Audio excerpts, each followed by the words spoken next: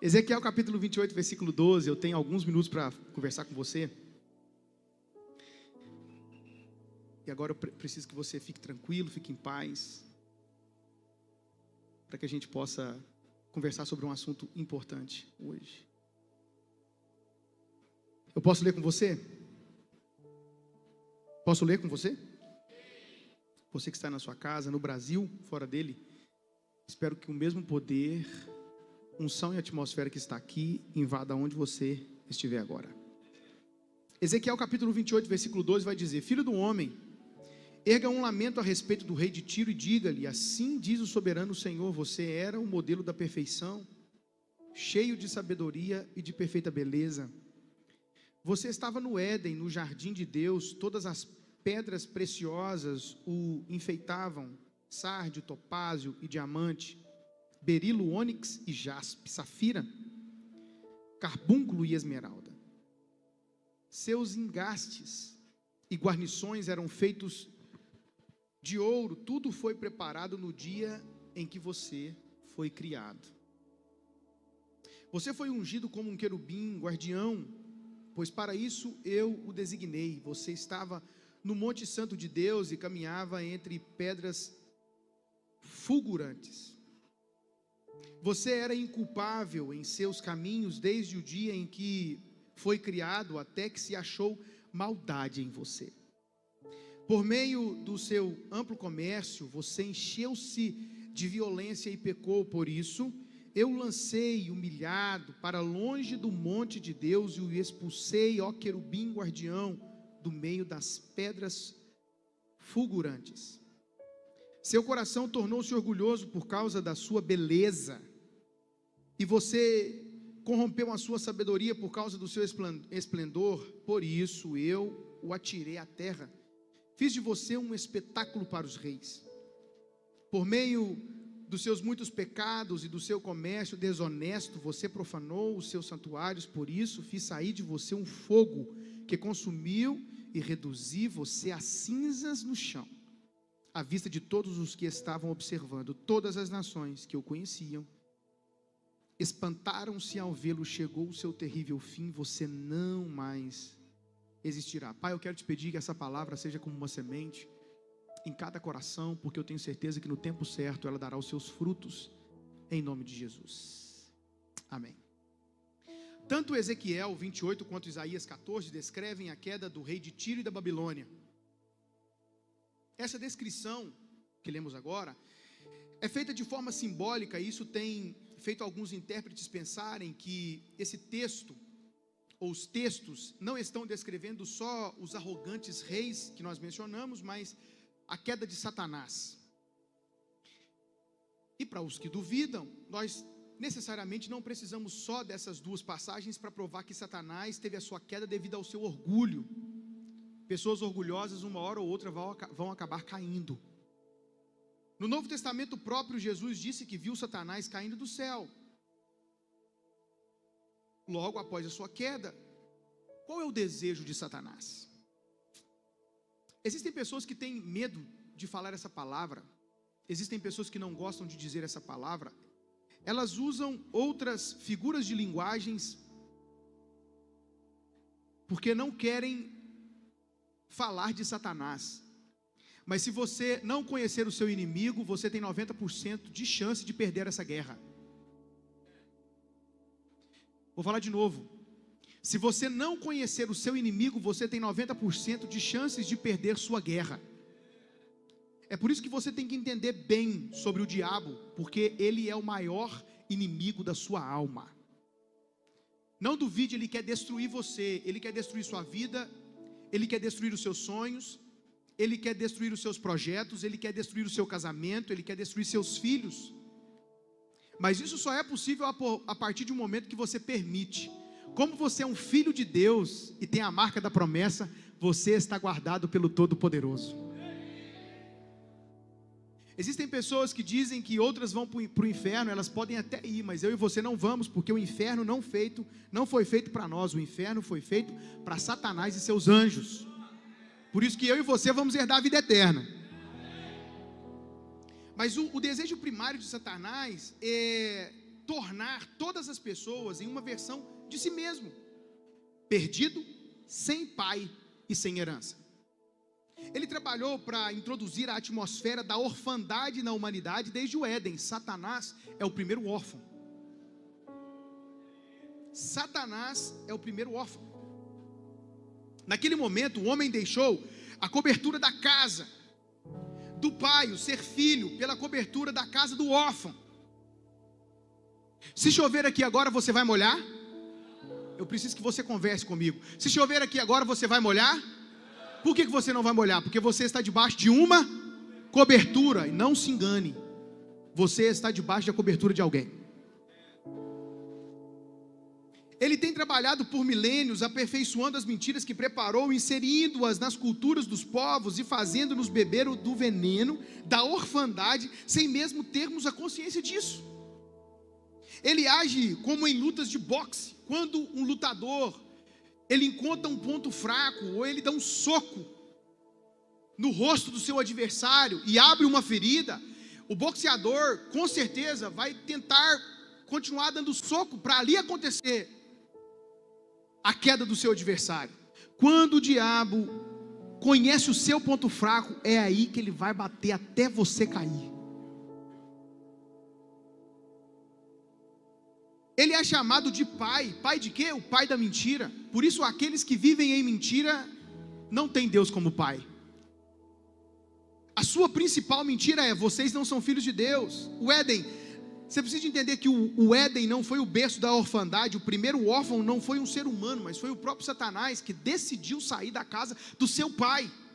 Você não vai enxergar, você não vai conseguir descobrir na Bíblia uma outra passagem que fale de outros anjos na perfeição em que Lúcifer foi criado. Foi diferente. Você percebeu que todas aquelas pedras, todo aquele cuidado foi criado no dia que Deus o criou? Ou seja, tudo aquilo foi criado por causa dele.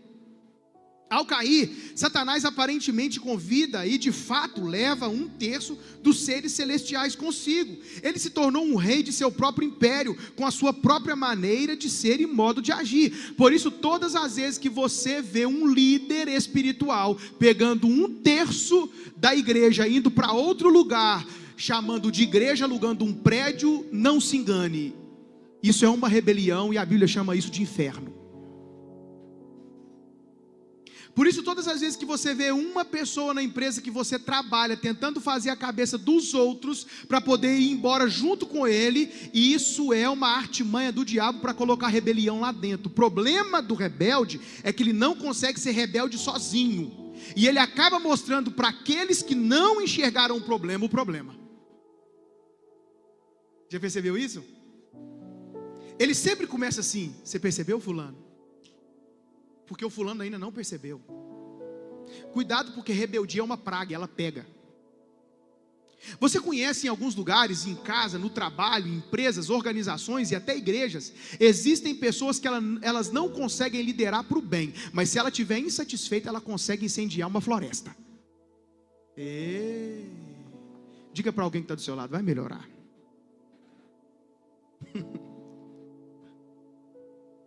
Então Satanás, ele cria o seu império. Com isso, como isso deve ter ofendido, uma vez que o pai nos criou para amá-lo, justamente o que Satanás se recusou a fazer em relação ao seu pai, é o que ele almeja para si. Já que o pai nos criou para sermos como ele, Satanás agiria para que fôssemos como ele é, órfãos. Desde então, ele procura nos tornar cada vez mais parecidos consigo e mais distantes de sermos como o pai é.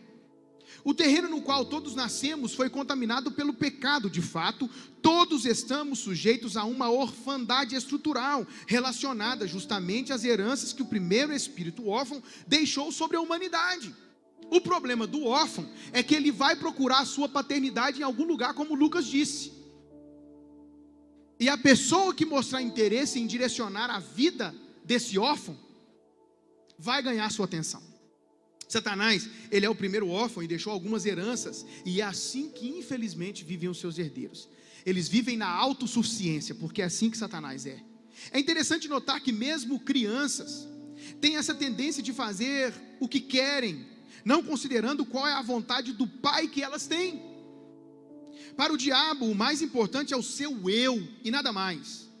Em contraponto, temos o exemplo de Jesus, que nunca foi centrado em si e estava sempre em atitude de oração, buscando ouvir e seguir a vontade do seu Pai. Se você tem filho, você sabe que os seus filhos não gostam de às vezes obedecer, dependendo da fase que estão, e nem de compartilhar aquilo que tem. O nome disso é autossuficiência. O meu filho mais velho, eu ganhei uma conversa com ele, quando ele insistia que estava certo em alguma coisa, e eu falei para ele, então tá ok, você sabe tudo. Ele parou e disse assim, eu sei tudo? Eu falei, sabe. Então tá, pai, eu sei tudo. Por que você falou, pai, que eu sei tudo? Porque eu estou tentando te ensinar, você não está me ouvindo. Eu sou mais velho que você, logo tenho mais experiência que você. Então eu acho que eu tenho alguma coisa para te ensinar. Mas como você sabe tudo, não dá para a gente conversar. Ele falou, ok, eu sei tudo. Passou alguns instantes, ele me pediu uma informação, eu falei, você sabe tudo. Ele falou, não pai, não sei tudo, você pode me ensinar? Porque as pessoas que acham que sabem tudo, você só precisa dar uma oportunidade para elas quebrarem a cara.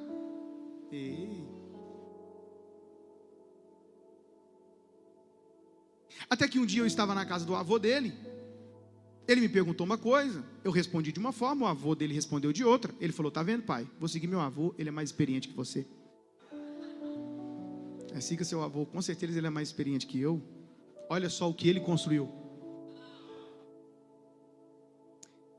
Como vivem aquelas pessoas na orfandade, assim como o diabo é? Autoexaltação. Aqui está a marca da autopromoção, do querer ser visto. Em contraponto, como o filho Jesus amava estar em submissão à vontade do seu pai até o ponto de morte. Deus só promove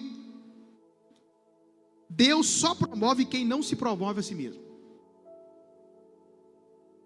Eu gosto de Provérbios capítulo 27, versículo 21, que diz, o crisol é para a prata e o forno é para o ouro, mas o que prova o homem são os elogios que ele recebe. Existe uma outra versão que vai dizer que o que prova o homem são os louvores que recebe. O crisol é um pote usado para limpar a prata e as impurezas. Quando você coloca dentro do crisol e ali ele aquece, fica só a prata, a impureza vai embora. O forno faz a mesma coisa com o ouro. Quando colocados no fogo, tanto a prata quanto o ouro mostram a verdadeira qualidade do metal, pois as impurezas logo vão aparecer. Você quer descobrir de fato como é uma pessoa? Comece a elogiar. E você precisa entender o conceito correto da humildade, porque existem pessoas que dizem assim, nossa, o fulano é tão humilde, e geralmente nós usamos essa expressão de acordo com a classe social que a pessoa vive, mas você não pode dizer que alguém é humilde até essa pessoa alcançar o sucesso, porque só quando a pessoa alcançar o sucesso que ela vai dizer se é humilde ou não, se ela não vai mudar com você. Enquanto isso, você não pode dizer que uma pessoa é humilde, porque as pessoas dizem, o dinheiro muda as pessoas. Não, o dinheiro revela. O poder muda as pessoas. Não, o poder revela. Existem pessoas que de repente agora não tem poder, já faz alguma coisa. Quando você coloca mais poder na mão dela, ela vai fazer pior. Por que nós precisamos trabalhar com mais inteligência emocional nas empresas, nas organizações e até na igreja? Porque uma pessoa que não teve um modelo correto ou ideal de liderança, e teve uma liderança punitiva e autoritária, quando ela conseguir um cargo, seja ele mínimo, para liderar duas pessoas, ela será autoritária, porque ela só vai reproduzir aquilo que ela aprendeu. É por isso que nós precisamos de modelagem. E o terceiro ponto é a autoentronização. A mente órfã tem um sistema de valores diferente e acredita que pode fazer melhor em função da orfandade. Nós temos isso no coração, um desejo de ter um trono, um lugar onde as pessoas nos reconheçam e elogiem por nossa capacidade, onde hajam glórias. O foco exagerado em si mesmo é um forte traço de orfandade. Nesse caso, no viés de autossuficiência, super autonomia e orgulho. Me perguntaram uma vez, como saber se eu estou debaixo de uma liderança tóxica? Eu falei para essa pessoa, o primeiro sinal é se você está debaixo dessa liderança há muitos anos e é a primeira vez que você faz essa pergunta. Vamos de novo, para você entender? Alguém me perguntou um dia: como saber se estou debaixo de uma liderança tóxica? O primeiro sinal é se você está debaixo dessa liderança há muitos anos e é a primeira vez que você faz essa pergunta. Qual que é o segundo sinal? Aonde existe autossuficiência. Autoentronização. Só a pessoa que pode receber o louvor. Por que aqui na igreja eu sempre falo dos pastores que trabalham comigo? E por que eu falo que o pastor Bruno é o melhor pastor que essa igreja tem, correndo o risco de saber que nós teremos outros pastores? Porque o Bruno, dentro dos 5 ministérios, ele tem um coração pastoral. Deus me deu uma unção apostólica de destino, de empreender no reino, de fazer coisas para frente, para cima. Mas o pastor Bruno, ele é o pastor que essa igreja precisava. Quando eu falo isso, eu estou dizendo a verdade, logo eu me protejo. Porque se você está em um lugar que só o líder pode receber o louvor, e só ele cresce, cuidado, tem um órfão liderando. Se você está em um lugar em que só o líder tem que receber os louvores, e só ele pode crescer, quando outra pessoa começa a crescer, ele logo poda, cuidado, você está sendo liderado por um órfão. E um órfão sem modelagem, ele acaba fazendo coisas que podem trazer grandes consequências, tanto para ele, quanto para as pessoas que estão debaixo da sua liderança.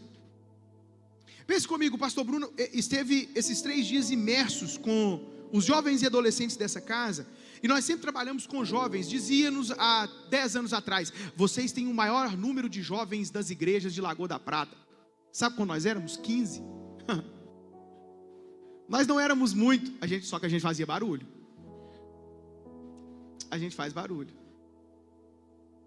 E aí por um tempo nós paramos, por quê? Porque pastor Bruno, que era adolescente jovem, se casou, o Maicon, o Lucas, e nós estávamos esperando os próximos, e os próximos chegaram. Os próximos estão aqui. É por isso que eu percebi nitidamente Deus entregando para o pastor Bruno a paternidade dos adolescentes e jovens dessa casa. De novo, eu vi nitidamente 3 dias, nesses 3 dias, Deus entregando a paternidade dos jovens e adolescentes dessa casa para o pastor Bruno. E eu não tenho problema nenhum se um dia eu ver qualquer um deles dizerem ao pastor Bruno: paizão.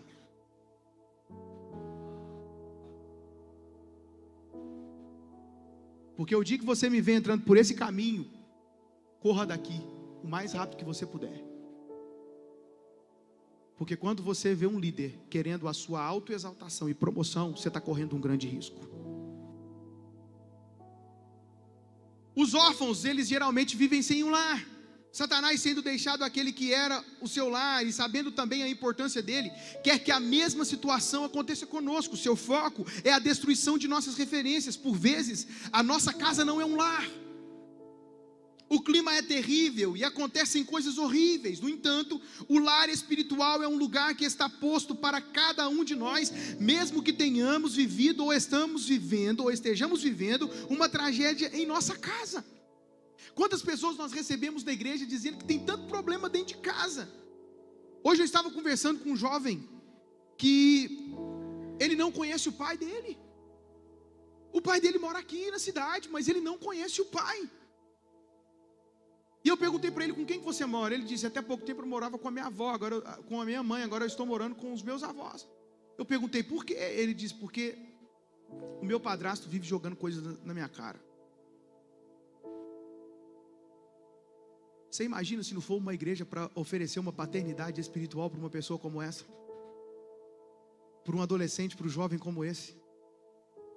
E aqui está cheio de gente assim, que às vezes vivia em um lar terrível. Na verdade eles tinham uma casa, não tinham um lar.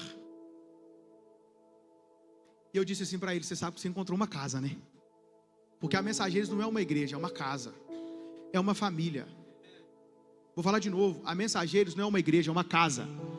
Nós somos uma família.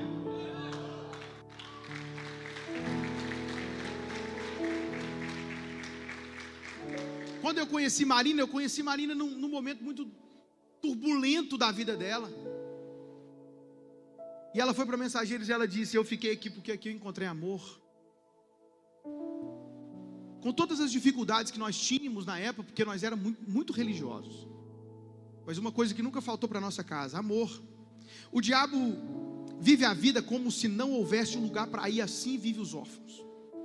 Como se não tivesse um lar, e sente solidão em ambientes cheios de pessoas. Sentimentos de medo, rejeição, ansiedade, desabrigo acontecem mesmo se a pessoa tem um lugar para ir à noite. Essa pessoa vive buscando esconderijos, como Adão e Eva, que se esconderam atrás de folhas de figueira. Nós escondemos e passamos a viver o estilo de vida de um órfão, fazendo tudo sozinhos, vivendo como se ninguém estivesse ao nosso lado. Passamos a viver como porcos, ou com porcos, até que decidamos a voltar para casa. Era assim que vivia o filho pródigo. Quando Adão e Eva pecam, eles perceberam que estavam nus. Pegaram folhas de figueira e tentaram tampar a sua nudez. Mas Deus, até já de forma figurativa, mata um animal. Porque sem derramamento de sangue não tem perdão.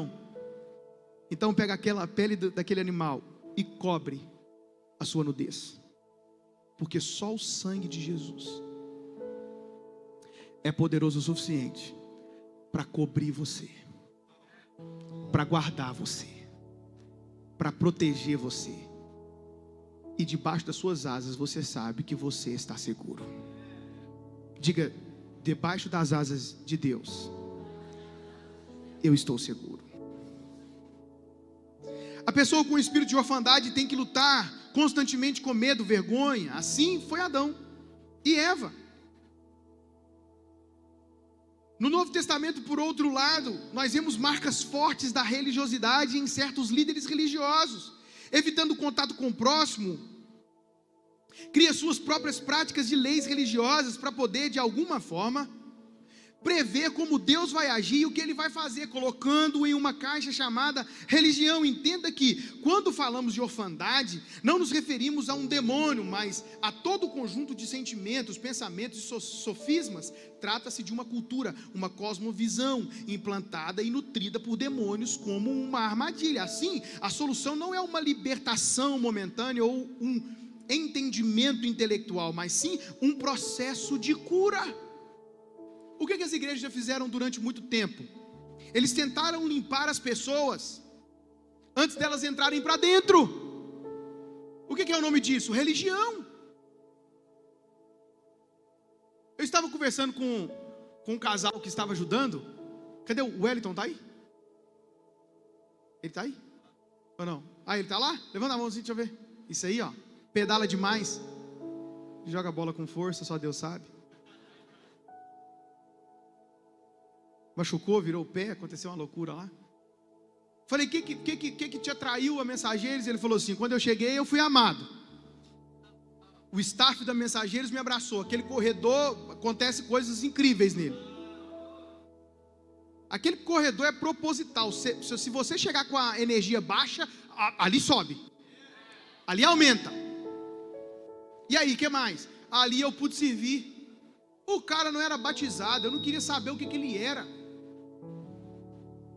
Eu vi o coração dele, ele começou a servir. Hora nenhuma eu falei assim para ele: você não pode servir aqui não, queridão, porque você não batizou ainda, porque você não está de acordo com a minha regra, você não está de acordo com a lei que eu plantei. E com isso nós perdemos muitas pessoas. Por quê? Porque o relacionamento com Deus é na base da religião. Você sabia que existem casas que os pais oferecem uma paternidade religiosa? E isso causa muito desastre. Como é uma paternidade religiosa? Quando o relacionamento com o seu filho é baseado em regras. Hora para chegar, hora para sair. E eu não estou dizendo que é errado você ter disciplina, só que você trata seu filho só assim. Não tem relacionamento, não tem intimidade. Logo, um dos conceitos da religiosidade é um lugar que tem regra e não tem intimidade. Uma das grandes marcas da religião é um lugar onde você está, que tem muita regra, mas não tem intimidade. É um lugar que você entra e às vezes você sai pior do que você entrou. É por isso que eu amo vir a essa casa, eu sempre saio melhor.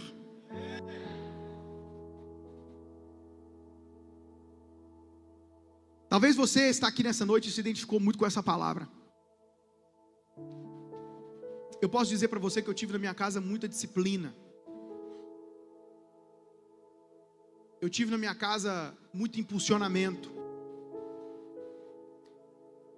Meu pai, que foi a pessoa que plantou a Mensageiros aqui há 30 anos atrás, nós não chegamos aqui de paraquedas. Teve alguém que disse assim para mim: nossa, você conseguiu tudo tão rápido, né? Eu falei: o quê? Eu percebi que você conseguiu as coisas do nada. Diga para alguém que está do seu lado, para fim didático: do nada não, de repente. De novo, diga para alguém que está do seu lado: do nada não, de repente. Sabe por que Deus vai fazer coisas incríveis na sua vida? Porque já tem muito tempo que você está plantando no secreto. Sabe por que Deus vai fazer coisas incríveis no seu casamento? Porque você tem muito tempo que está plantando no secreto. Sabe por que Deus vai fazer na sua empresa? Sabe por que Deus vai fazer nos seus negócios? Sabe por que Deus vai fazer na sua família?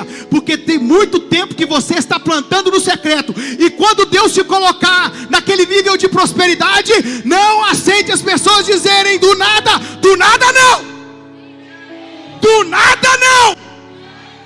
De repente Deus vai fazer na sua vida.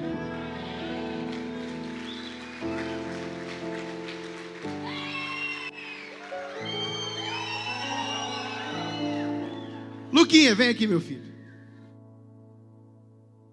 Eu já estou no clima da paternidade bem resolvida. Falei para vocês que na paternidade bem resolvida nós teremos aqui pastora Marina. E hoje eu quero dizer para você que teremos aqui também na paternidade bem resolvida um pastor incrível, que fez uma transição maravilhosa. Pastor de uma das maiores igrejas de Montes Claros, estará conosco, PJ. E aí eu vou te falando quem vai estar mais aí durante os dias. Você gostou dessa notícia ou não? Luquinha, pastor Bruno esteve imerso com jovens e adolescentes. E aqui tem uma casa. Conta para nós as dificuldades que você enfrentou por não ter uma paternidade. E depois os benefícios de ter encontrado uma paternidade.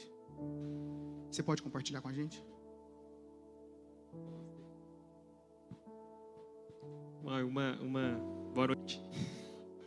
Uma desvantagem. Eu estou lembrando de uma pessoa famosa que usa umas roupas assim coloridas. Jeremias, não, tinha o Galvão, como é que é? Galvão não é? Quem era? Ah, você lembra, né, Ronaldo? Tá parecendo com ele. Como é que era? Ele era o quê? Cantor? Qual música ele cantava, Ronaldo? Sabe não? Claudinho lembra. Dá moral para a voz do adversário, não. Não, isso é uma das coisas que a paternidade bem resolvida faz, né?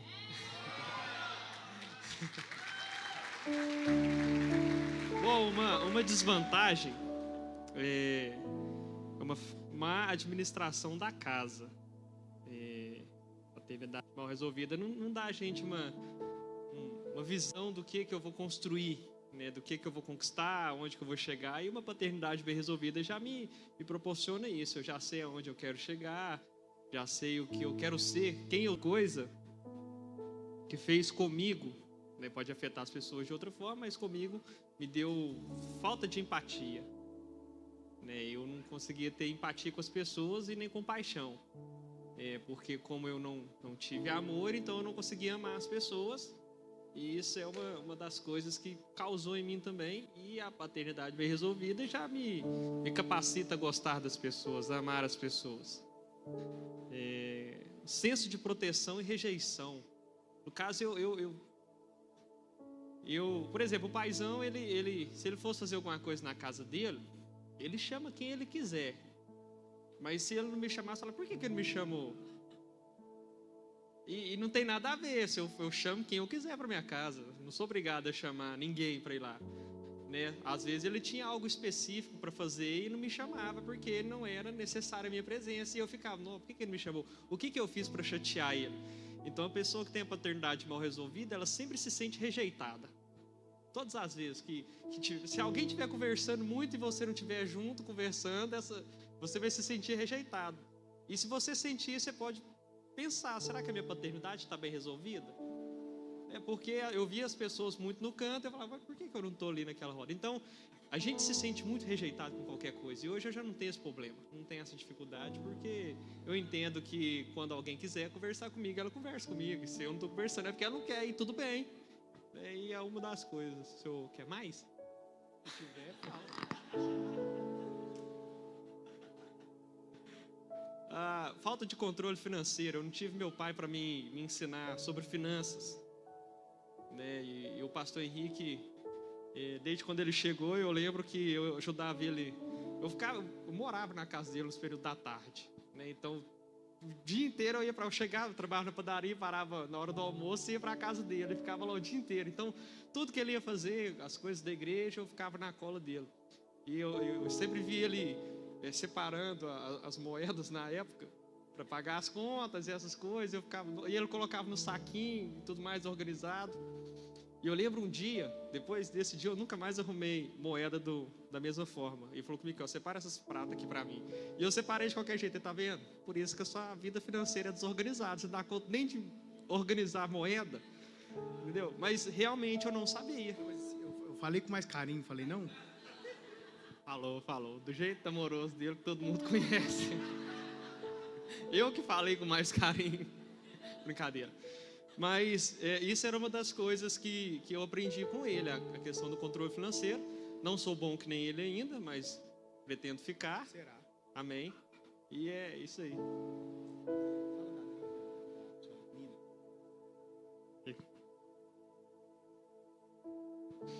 Tá.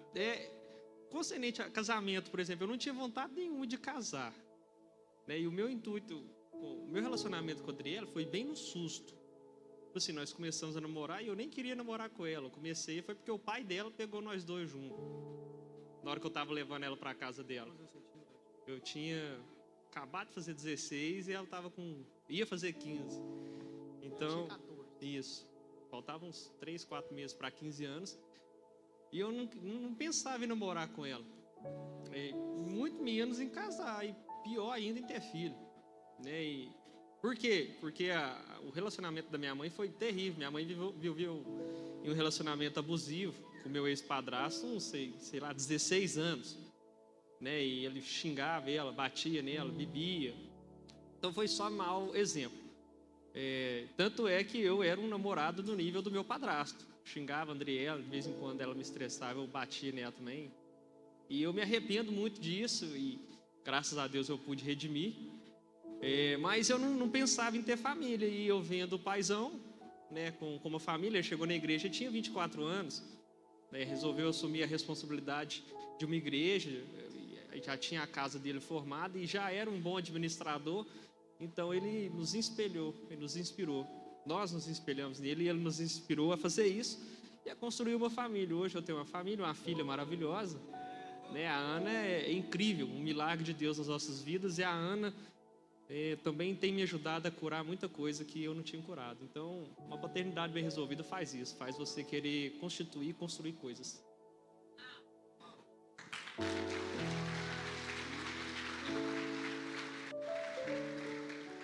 Diga para alguém que está do seu lado, paternidade bem resolvida não é chamar seu pastor de pai. Porque tem muita gente que tem um pai, chama de pai, mas não sente que tem uma boa cobertura. A chave não vira quando você começa a chamar alguém de pai. A chave vira quando você começa a viver como filho.